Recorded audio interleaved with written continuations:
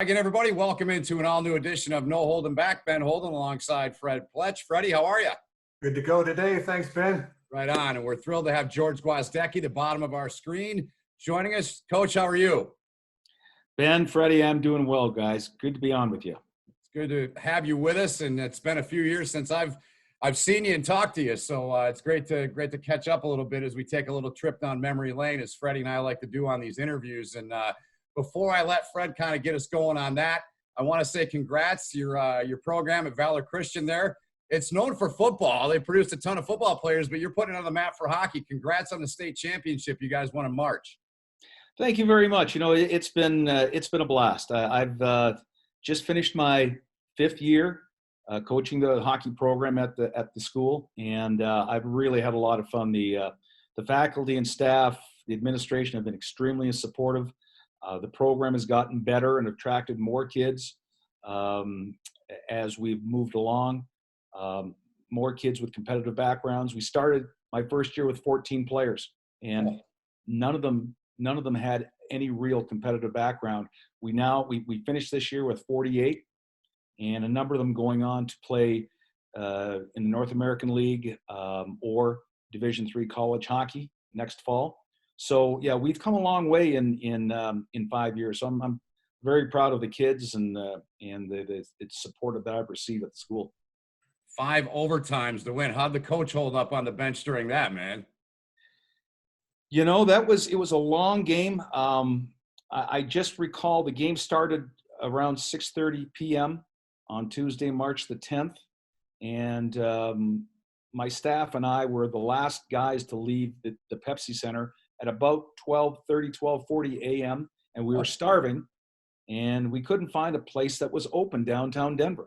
For whatever reason, everything was shut down. We finally stopped at McDonald's and had our championship dinner at McDonald's about 1 a.m. So, yeah, it was quite a game. It was, the Pepsi Center has become the kind of like the old Joe Louis Arena was the venue for the old CCHA. The Road to the Joe was something I recall vividly when I was at Michigan State and at Miami. And now for high school hockey in the state of Colorado, the road leads to the Pepsi Center. And it's been the Avalanche have been great partners with high school hockey in Colorado, and continues to get better.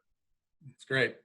Freddie. Well, George, when we've been doing these, we go back to everyone's roots, and your lifetime in hockey started in Thunder Bay, as you've already alluded to. I think Thunder Bay, and your father was a doctor there, delivered half the local populace, I believe. And you know, today it's screen time for kids. I would imagine that your life growing up was a lot of sticks and bats and balls. Tell us about growing up with sports in Thunder Bay, which even at that time, I think was that still the Fort Arthur, Port William days? Yeah, when I was a young kid, I grew up in the Port Arthur section of what is now Thunder Bay. There were 2 cities side by side, separated by an invisible line, but there was a big bridge trestle that went across the one highway that separated the 2 cities, and they were huge rivals. When I was a kid, I remember whenever you played any teams from Thunder Bay, whether it's in Pee Wee, Bantams, Midgets, junior hockey was huge. There were 3 teams in the junior league back in Thunder Bay. They played each other probably 10 times. There was a 30-game schedule or 35, 37 game schedule. Anyway, long story short, it was a great rivalry. And back about 1967, I believe was the date, maybe a little later, the 2 cities decided just for financially and otherwise to grow, they would amalgamate. So it became Thunder Bay.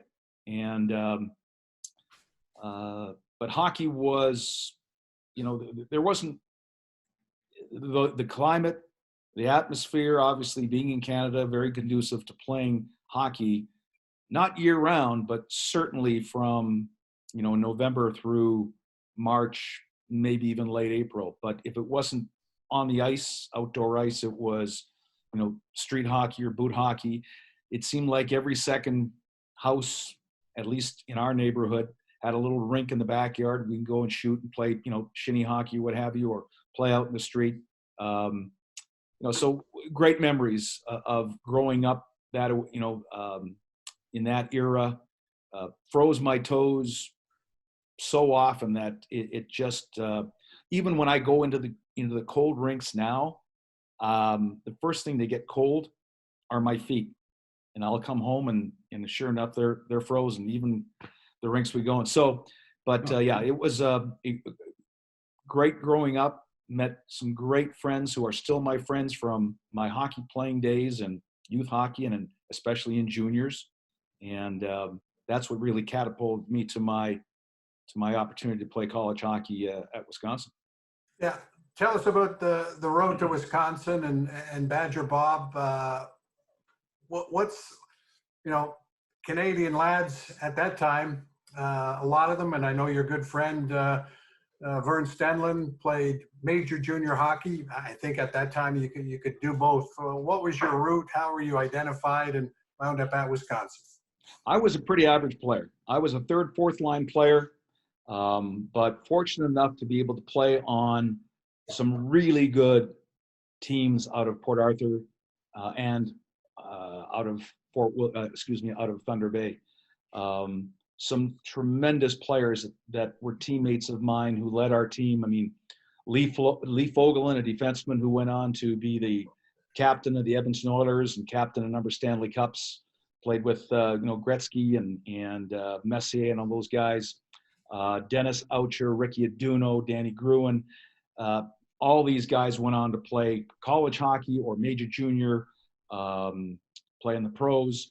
Willie Trognitz, who was one of our tough guys, and a guy you've heard of, and a guy Ben's heard of, was one of my teammates who has become a legend in hockey at every different level, Bill Goldie Goldthorpe, who was my line mate. He was our centerman. I was the right winger, and Willie was the left winger. And so I had a lot of room to move because Willie was Willie was banned for life from the American Hockey League for taking his stick and axing fellow tough guy Archie Henderson. Goldie went on to play, at a lot of different professional levels. But when those two guys are on the ice with me, I had plenty of room. And so, yeah, great memories of some fierce battles, not only during the regular season, but some incredible Canadian Centennial Cup playoff experiences that I could go on for hours to talk about, but we won't do that here. I know Ben wants that one Centennial Cup story from '73. You had a young but talented team out of Thunder Bay, and you wound up at Eastern Canadian Finals against, was it Charlottetown? At that time, you could have teams that was, Centennial Cup was almost outlaw junior. You could have older players. So your group of 17, 18-year-olds went up against a group of men who were probably 19, 20, some of them 21 even. We were a younger team. We were a very good team. We advanced the Eastern Finals of the Centennial Cup that year. But, I was in my second year of juniors. Goldie was in his second year. Most of us were in our second year. And Charlottetown, they were a good team. Third year juniors, a lot of them. Many of them went on to play pro hockey. Anyway, it was how do I put it? When the puck would go down, when the official would drop the puck to start the game, the puck became a secondary item in the first two games. It was just about, okay, we're going to establish our presence. We're going to establish who's tougher, and fight after brawl after brawl. And certainly I was one of those guys that I would just, okay, I knew it was coming, and I just grab onto the guy who was kind of my size and just watch. Because my guy that I was grabbed on with didn't want to really do a lot, but it was epic. And anyway, long story short, eventually the series went on. We were losing the series. They were bigger. And we won our fair share, but they won the majority of the battle. So at some point, we decided, okay, we're going to see if we can beat them. We know we can't intimidate them. Let's see if we can beat them playing hockey. And they were just better than us, but they didn't back off. at being physical against us as well. And so they pounded the crap out of us physically and on the scoreboard. And when the series is over, one of my teammates in the locker room, and I don't recall this, but he vividly does because he's reminded all of us of it, that he vowed on behalf of all of us to get every single one of those Charlottetown players back, no matter how long it took. And fast forward 30 years later, I'm at the University of Denver, and we meet up. My old teammate, Bill Goldthorpe, Goldie, and I bring him down to the locker room, and I have to talk to the team, and I haven't seen him in 30 years. And the first thing he told me after he had spoken to the team, we were sitting there before a game that we were getting ready for. He told me, he says, Gwaz, I got them all back. And I said, Goldie, what are you talking about? And he looked at me. He got a little bit of a pained, sore expression on his face. He said, you don't remember? I said, Goldie, I don't know what you're talking about. He says, you remember what I said in the locker room after the Charlottetown series, that I'd get everybody back? And, I didn't want to hurt him any further. Said, oh, yeah, I do recall that. Yeah, which I didn't. And he went and he clicked off all 21 of their players. Nice. And when he got him back, how he got him back, whether it was in pro hockey, whether it was a charity game, whether it was in a bar, whether it was a autograph signing, and it was always when the guy was down on the ground, Goldie would be standing there and he'd say, and that's for Thunder Bay, land of the tough guys. And so that's only one of thousands of stories that I could tell, not only about Goldie, but growing up. So my exposure to college hockey was a result of being on some of those incredibly talented teams that I played on in Thunder Bay. I wasn't the guy that was being recruited. I mean, I was kind of the afterthought, but many of those guys on my team decided to go play major junior and move on to the pros. So of the few guys that were left that didn't go on to major junior or the pros, George Gwozdecky was one of them. So that's where I got my opportunity, because I received so much exposure because our team was so successful. That's one of the best stories. Before we started, and just so everyone knows, George told Fred and I and Sean Ritson, we had your team in the regional in 2008. And I think you went on for about 20 minutes that day with that story. I'll never forget that. It's a classic. Thanks for sharing that, George. Really appreciate that. So curious on your side. So when did coaching start to pop into your head after you were done at Wisconsin? How long did it take for you to decide that's where you wanted to go? I was in my senior year as a player for the Badgers and not playing very much because we just had better players on the team. And I remember Bob coming up, Coach Johnson. Yeah. Badger Bob coming up to me one day. I don't know whether it was after practice, before practice, whatever, but said, what are your plans on, after you graduate? And, as a young guy in college enjoying my life, I said, I'm going to keep playing hockey. I'm probably going to go try to play pro hockey, but probably go to Europe and play. I didn't know, I had no idea what I was going to do. And he said, have you ever thought about coaching? I said, well, not really. But I'd always been intrigued by what Bob did and what the assistant coaches did for our team at Wisconsin. It always was cool that all they had to do was coach and go out and recruit. And recruiting to me was glamorous. You get on a plane and you fly up to Minneapolis, or you fly to Toronto. And so to me, that was kind of intriguing, but I never really explored it because I was going to play pro hockey. And Bob, I remember Bob said, George, really seriously, you got to start thinking about your life after you graduate. He says, there's an opportunity for a graduate assistant at the University of Wisconsin, River Falls.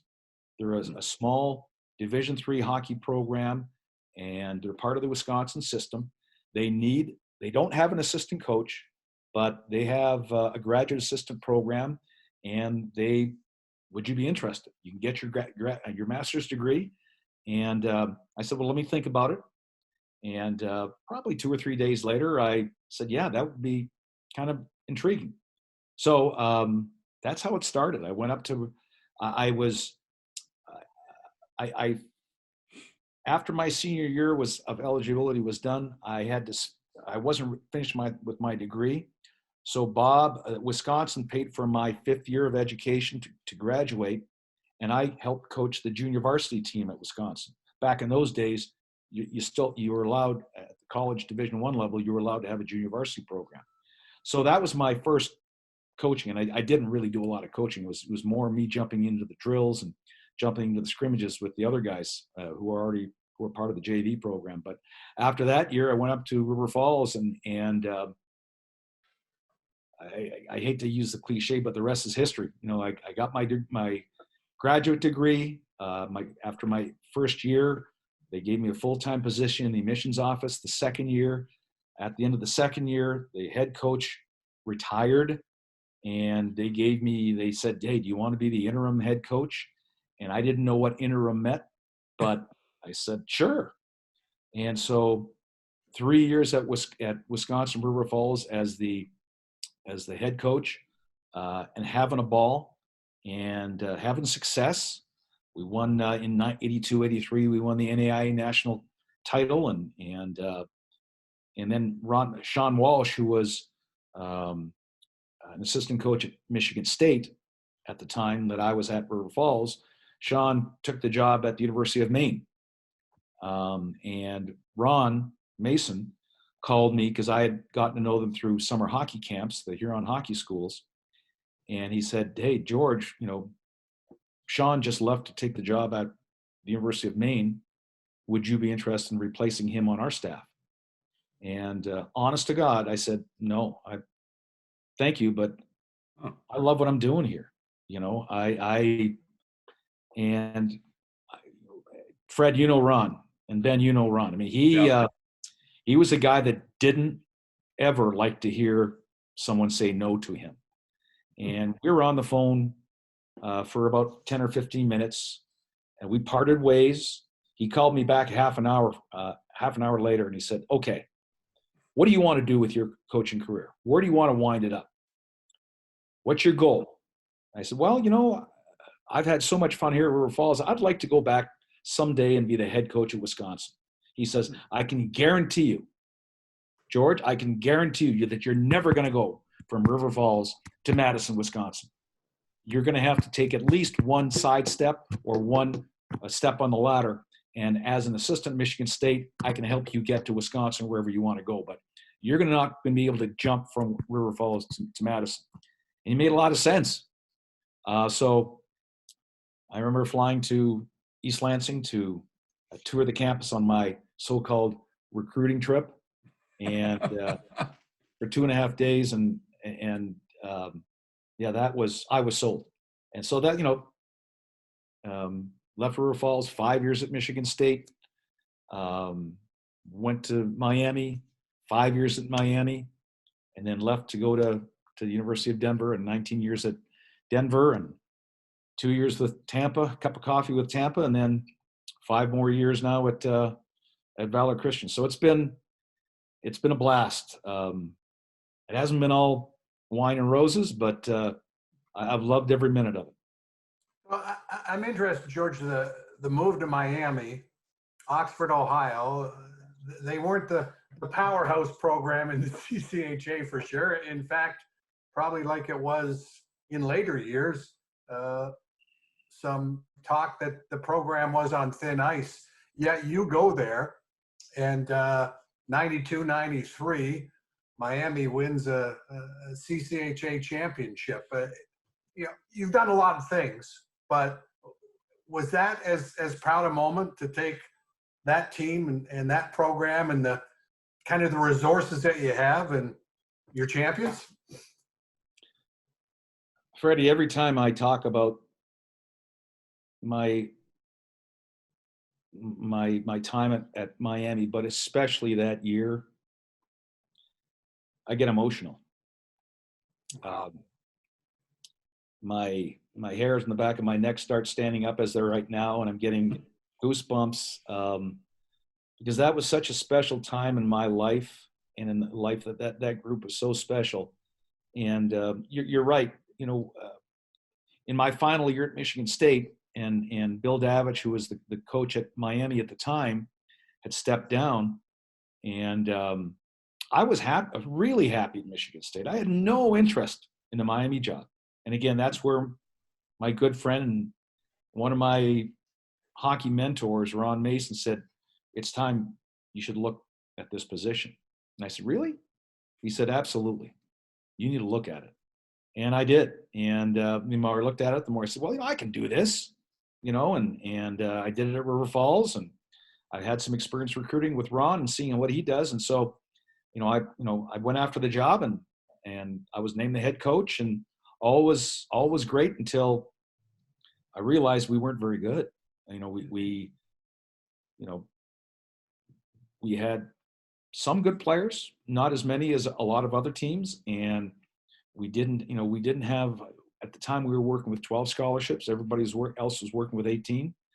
I took a pay cut in my salary, which wasn't much to begin with, but I took a pay cut to go from Michigan State to Miami. And I also had to teach in the physical education department, which was a new thing for me. I had student taught as a senior at the University of Wisconsin as part of getting my degree. But that was something that I was, it was more of a distraction than anything else. So anyway, I go from a program like Michigan State that has everything to a program like Miami that was I didn't know it at the time, but I was the last chance, the last opportunity to see if hockey could really be competitive at a school that far south. And there are a lot of doubters. And after year one or year two, especially after year two, yours truly was a doubter. I was doubting myself. We had I think the poorest record that Miami had ever had. We just weren't very good. And I remember having long discussions with Ron and my wife, because I wasn't sure if I could do this, if I was meant to be a coach. And then, fast forward after that second year, guys like Rico Blasi, who were freshmen in that second year, and we had just lost out. We got beaten in the first round of the CCHA playoffs. Our season is over, and terrible season. I think we won 5 games all year long. 2 of them were non-conference games, and I remember we lost on a Saturday night, and on Monday afternoon, I get a call from our strength and conditioning coach, Dan Dalrymple, who said, "Hey, you got 5-year hockey players, 5-year freshmen down here training. I just want to let you know they trained their butts off." And all they kept telling me was, "We never want to go through this again." And I thought, So that's Rico and Burge and Trent Eigner, Bobby Marshall, Brian Savage. I think we got something here. I mean, if we're going to turn around, it's those guys are going to be the foundation.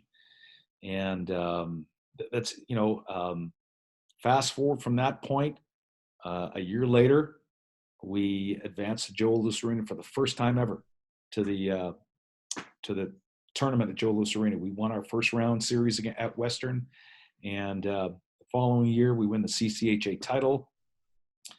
And by that time, getting in to watch a varsity game at Miami was next to impossible. If we had a facility that held 8,000, we would have filled it. I mean, the demand to watch us play was so great on that campus. And so, yeah, I mean, I'll never forget the night that we won the CCHA title at Lake Superior State, last game of the regular season. We're literally tied with Michigan, and for we have to go into overtime to eke out a tie that gave us the title. And all hell's breaking loose on the ice from our kids because they're jumping on the ice and they've just won the league title for the first time ever, something that was completely unheard of. And I remember the movie Miracle, where Herb Brooks goes back. They've just beaten the Russians, and he goes back into the corridor by himself, and he kind of gets down his haunches and is leaning against the wall. That was me. That was, I'll never forget that. It was so emotional. It was so challenging, and I was just absolutely drained. But something I'll never forget. And so many of those guys on that team are still great friends and great associates, and some went on to play hockey and some went on to coach and are still coaching. And we should mention, Ben, too, he did this with a goalie from Thunder Bay. Of course. The shoe, Richard Schromistra, right? Yeah, Richard Schromistra was our goaltender, and we had a lot of, we didn't call ourselves at the time, but we had a lot of guys who most other teams didn't want for whatever reason. The misfits, I remember the Golden Knights a few years ago out of Vegas called themselves the Golden Misfits, the land of the misfit toys from the Christmas cartoon, whatever it's called. But anyway, we had a lot of guys who either they're too slow or they're too small. They weren't. In one instance, it wasn't a good enough student. So we had a lot of guys who we had to kind of figure them out where they fit into the puzzle and put them into a role, and they did a tremendous job.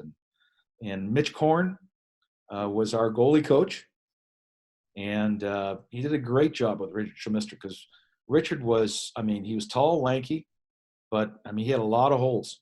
But by the time we won the CCHA title, he was one of our champs. He was one of our guys that was a critical ingredient for our championship team. And so, yeah, it was a lot of things fell in place that year. Well, by the way, I had goosebumps and hair on my neck when you were telling that, George. So I'm wondering, so you go back, you're at Denver, you'd won 2 national titles, 04, 05, you go back and you basically you're there the weekend the building opens. Rico's on the other bench. Fred and I know Rico, as you probably know very well over the years. That had to have been another one of those moments for you, was it not? Well, I had the Denver team in there. Yeah, when they moved out of the old building, Out of Goggin, part of the biological science building, and they built a brand new facility in the middle, again on campus. Great facility. I was so impressed when we got there, and I remember walking around saying, "Wow, this is so awesome! This is so great! I'm so glad to have played a part of this." And you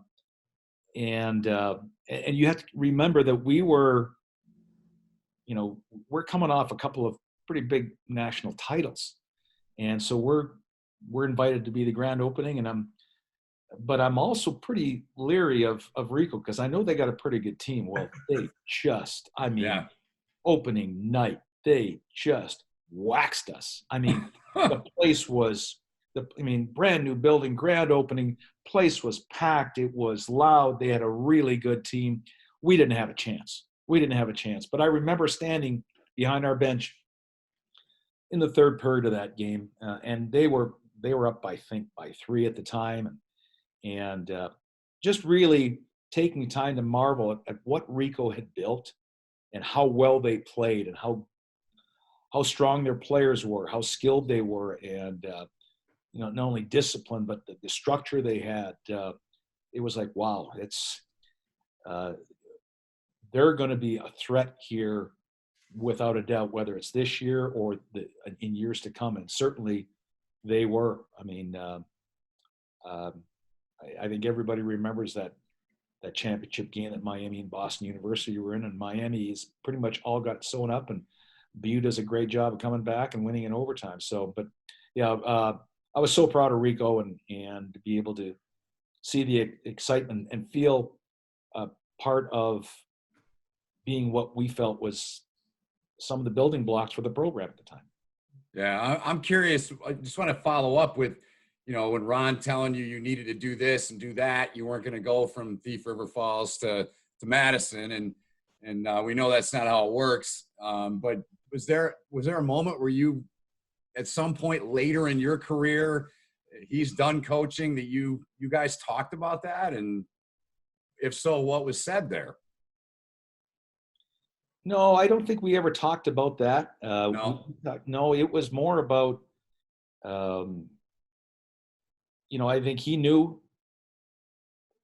and very much like Sean, he wanted to help me move on with my career, and he felt that I was ready. He felt that, if you can build a program like Miami, George, or Sean, if you can build a program like what Maine has right now and build it and become stronger, you'll have other opportunities if you want them. And going from Michigan State to be an assistant at Wisconsin would kind of be a lateral move, but going from Michigan State to a program like Miami that really was a doormat, and to see if you can build that then you could really cut your teeth on something like that. Probably the biggest that we always talked about was, I shouldn't say we always talked about, the first time we went back to Mun Arena and beat them was the first time that we swept them. Oh, wow. And, as close as Ron and I were, I knew not to talk a lot, not to, shake his hand, do the post-game handshake in the middle of the ice and chat a little bit. But, as thrilling as it was to have our program beat Michigan State and our team beat their team, I knew, knowing Ron, I knew that I think he was happy for us, but he was horribly competitive, to the point where, even sometimes we would go recruiting, and he held the record for fastest time from Mun Arena to Wexford Ice Arena. 5 hours and 14 minutes with a stop at the border, so yeah, it was, he was just a great mentor for me, and I learned a tremendous amount from him, not only on how to coach, but how to build and how to lead and how to manage. Well, Ben, I know George has other commitments, and we haven't even really talked about the Denver days yet. So yeah, with Gwoz's consent, maybe we can make this part one and part two. Yeah, I'd be happy to. Yeah, absolutely. I've got time during the pandemic. We've all got time. Yeah. Let's do that. We'll coordinate offline, and we'll maybe early next week. How's that, George? Sounds good. Okay. That'd be great. great. Pleasure being with you guys. Okay. You too. So for Fred, Ben, Holden, thanks to Coach George Gwozdecky for joining us on this edition of No Holding Back, part one. We'll do part two at a later time. Thanks so much for watching.